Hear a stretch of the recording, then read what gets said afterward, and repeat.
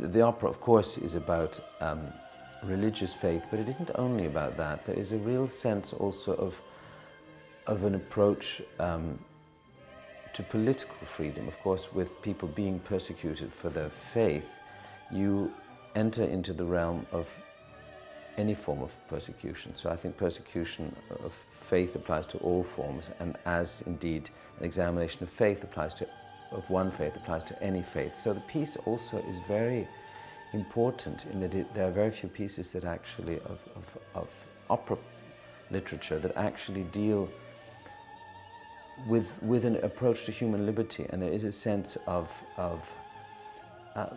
these people really being tortured and tormented and being forced to suffer and being asked actually to renounce their faith. I am very attached to the work. It's an extremely powerful and unusual and beautiful work. It's not like anything else. It's in a school of its own. And so there is a very cinematic nature to the opera. It's written in many scenes, sometimes very short.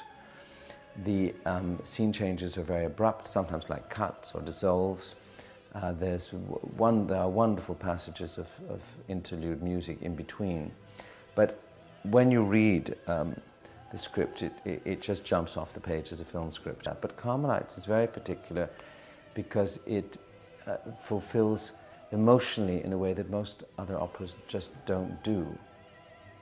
I think it's also a unique quality of Poulenc's music, which is very unexpected. You know, the beautiful sound palette. I mean, sometimes very seductive.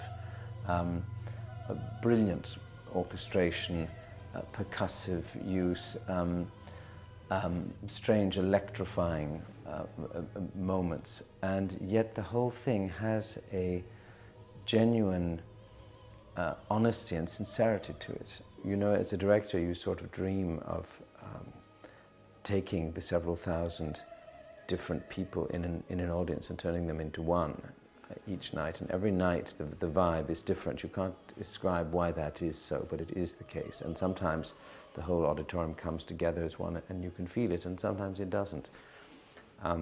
So it often does with the dialogue of the Carmélites.